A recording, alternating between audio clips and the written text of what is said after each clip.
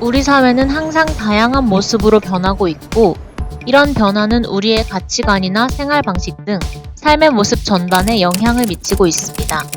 이에 따라 우리를 둘러싼 대지 환경과 건축에도 새로운 요구가 발생하게 되고, 공간 구조는 사회적 목적과 의도를 수용하는 방향으로 변화하고 있습니다.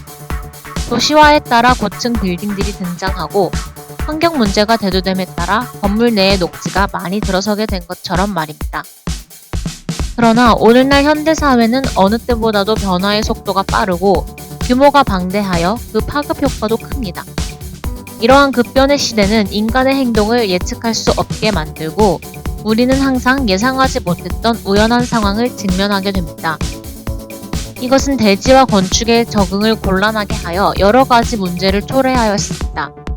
가령 예상하지 못했던 바이러스의 발병으로 그동안 강조되었던 공용공간, 이웃 간의 교류와 같은 가치들이 하락하게 된 것처럼 말입니다. 건축은 다른 분야에 비해 물리적 지속력이 긴 편입니다. 이러한 건축이 예상하지 못했던 방향으로 빠르게 변화하는 사회의 요구를 모두 수용하는 것은 쉬운 일이 아닙니다. 지속력 높은 물리적 요소가 사회 변화의 속도를 따라가지 못하는 것이죠. 그렇다고 해서 사회의 요구를 받아들이기 위해 기존의 건물을 폭력적으로 모두 소멸시켜버리고 새로 지을 수는 없는 일입니다. 이에 따라 오늘날 건축계에서는 변화하는 사회에 적응하기 위해 물리적인 공간은 유지를 하되 내부의 용도를 바꾸어 사용하는 리모델링 사례가 많아지고 있습니다. 특히 오늘날 우리 사회는 산업 구조의 변화로 경제 전체에서 제조업이 차지하는 비중이 저하되는 탈산업화 현상을 겪고 있습니다. 이 과정에서 텅 빈 상태로 남게 된 공업 부지와 산업 유산을 재활용하여 새로운 프로그램을 삽입하는 도시재생 프로젝트가 많이 등장하고 있습니다. 석유를 비축하던 옛 마포 석유기지를 리모델링한 문화비축기지나 화학공장을 리모델링한 성수연방, 쓰레기 소각장을 리모델링한 부천 아트벙커 등이 그 대표적인 예라고 할 수 있겠습니다. 이것은 건물의 물리적 요소를 유지하면서 새로운 요구를 받아들이는 방식이지만 그럼에도 불구하고 단일한 형태의 단일한 용도만을 받아들이고 있다는 한계가 있습니다. 이것은 우리가 건축을 가장 고정적인 것으로 생각하고 있고 대규모의 공사 없이는 건물의 형태나 용도를 바꿀 수 없다고 생각하기 때문입니다. 우리 사회의 변화가 더 예측 불가능하고 불확실한 방향으로 가속화된다면 리모델링의 방식으로도 그 속도를 따라잡지 못하게 될 수도 있을 것입니다. 어떤 용도도 받아들일 수 있는 공간을 상상할 수는 없을까요?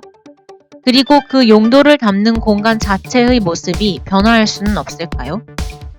이에 저는 변화하는 환경에 적응하고 스스로 움직이고 새로운 풍경을 만들어내는 유기체로서의 건축을 제안합니다.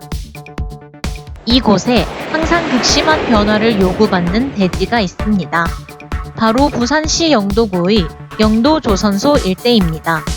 영도는 바다에 둘러싸여 있으면서도 동시에 경사가 심한 산지로 이루어진 섬인데 일제강점기 시기부터 영도 해안가는 부산 본토와 맞닿고 있고 수산업 및 해양 수송이 편리하다는 입지성으로 인해 조선소와 공장이 증설되었으며 남쪽 구릉지를 따라서는 배후 주거지가 분포하였습니다. 이후 영도대교와 부산대교의 건설로 섬의 제한적 경계가 사라지면서 수변부 공업시설은 대규모로 확충되었습니다. 특히 1937년 한진중공업의 영도조선소가 설립되면서 대규모의 땅을 매립하여 해안선의 변화가 생기기도 했습니다. 그러나 현대에 이르러서는 원도심 쇠퇴와 산업구조 개편에 따라 경기가 침체되면서 결국 영도조선소의 이전이 결정되었고 8만 평에 이르는 이 넓은 부지는 새로운 국면을 맞게 되었습니다. 영도조선소 부지는 북쪽으로는 부산역과 부산여객터미널을 맞닿고 있는데 이곳은 오늘날 부산 북항 재개발 사업에 따라 오페라 하우스 등의 해양문화지구가 들어서고 있는 지역입니다. 또한 남쪽으로는 영도 고가도로가 부산항대교, 남행대교와 연결되어 남해의 해안가를 따라 확장될 수 있는 가능성을 가지고 있어 해로, 육로를 아우르는 교통의 요충지에 위치하고 있습니다.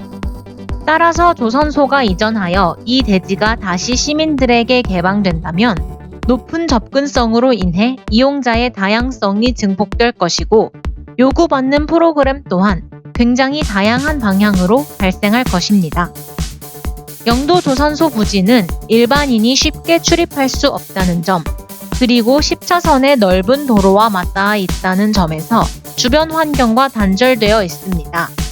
지도에서 확인할 수 있는 바와 같이 조선소 부지는 지형, 스케일, 접근성의 측면에서 주변 환경과 매우 비연속적인 특징을 가지고 있습니다. 또한 조선소 내부는 산업 구성물들로 인해 형태적으로 기괴하거나 일상적이지 않으며 독특한 공간감과 시스템을 제공하여 낯선 감흥을 불러일으킵니다.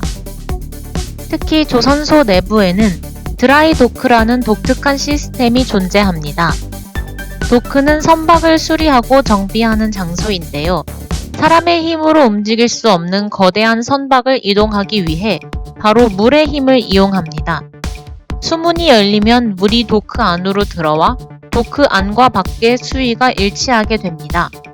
물을 따라 선박은 자연스럽게 도크 안으로 들어오게 되고 선박이 다 들어오면 수문을 닫은 후에 펌프를 이용하여 도크 내의 물을 모두 빼냅니다. 그러면 도크 안에는 물은 없이 선박만 남게 됩니다. 선박을 다시 바다로 나가게 할 때에는 마찬가지로 펌프를 이용하여 도크 내부에 물을 채우고 수문을 열면 됩니다. 저는 물의 수위를 이용하여 거대한 선박을 이동시키는 이 도크 시스템에서 건축 공간을 변화시킬 수 있는 가능성을 발견하게 되었습니다. 변화하고 움직이는 공간을 만들 수 있는 기계적 시스템으로 도크를 이용하기로 한 것입니다. 도크 내부에 움직이는 공간을 설계하기 위한 과정은 다음과 같습니다.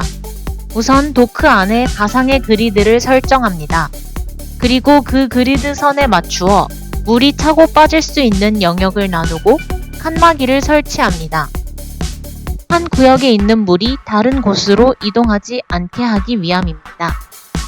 12m 깊이의 도크는 4m 단위로 나뉘어 하나의 메스는 2개의 층 혹은 4개의 층을 차지합니다. 그리고 각 영역 안에 물을 주입하기도 하고 빼내기도 하면서 각각의 메스가 수위의 변화에 따라 상하로 움직이는 가변적인 공간이 될 수 있도록 만들어줍니다.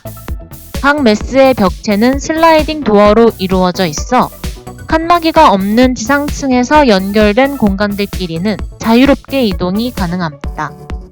이러한 방식으로 공간이 움직일 수 있는 시스템을 제공하여 이 공간을 사용하는 사용자는 공간 자체를 큐레이팅하여 필요에 맞게 사용할 수 있게 됩니다.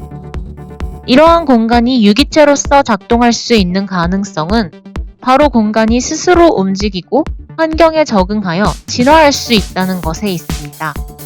변화하는 사회에 도태되지 않고 보다 더 적합한 방향으로 나아갈 수 있는 시스템이 갖춰져 있는 것입니다. 따라서 저는 이 공간을 유기체로서의 도크, 리빙 도크라고 명명하였습니다. 리빙 도크가 대지에 놓이는 방식은 다음과 같습니다. 앞서 설명했듯이 도크의 그리드를 설정하고 영역을 나누어 칸막이를 설치합니다. 이후 각 영역 안 물의 수위를 조절하여 메스들이 다양한 높이에 놓이게 합니다.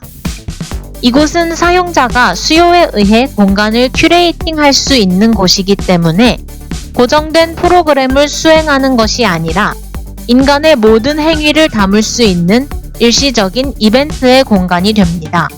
용도는 규정하지 않은 채 다양한 행위를 수행할 수 있도록 시스템만 제공되어 어떤 축제, 어떤 이벤트, 어떤 행위든 발생할 수 있는 포용의 공간이 되는 것입니다.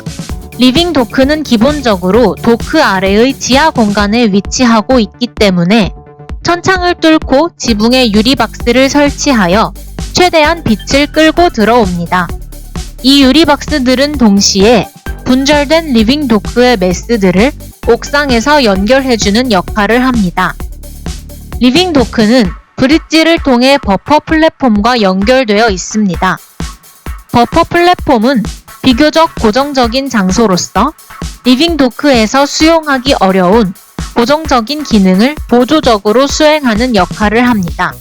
또 동시에 리빙 도크에서 일어나는 다채로운 장면을 관람하는 장소가 되기도 합니다. 바다로 뻗어져 나와 가장 전망이 좋은 부분은 호텔 객실이 위치해 있고, 나머지 부분은 레스토랑, 카페, 레저 시설 등 호텔을 보조하는 프로그램이나 전체 시설을 관리하는 오피스 등의 프로그램이 위치하고 있습니다. 버퍼 플랫폼은 넓은 판으로 발전하여 조선소 전체 부지 위를 부유하는 하나의 랜드스케이프가 됩니다. 버퍼 플랫폼은 리빙 도크 이외에도 4개의 거점 시설로 발전하여 바다로 뻗어져 나온 형상을 하고 있습니다. 버퍼 플랫폼은 다시 자연적인 지형과 연결되어 도로가 단절시켜 놓은 조선소 부지와 도시를 연결시켜 줍니다. 리빙 도크가 대지에 놓이는 방식은 대지가 기존에 가지고 있는 흔적을 삭제하지 않고 기억하는 방식으로 진행됩니다. 이 사이트는 자연적인 산지 위에 도시가 놓이고 그 위에 조선소가 세워진 역사를 가지고 있습니다.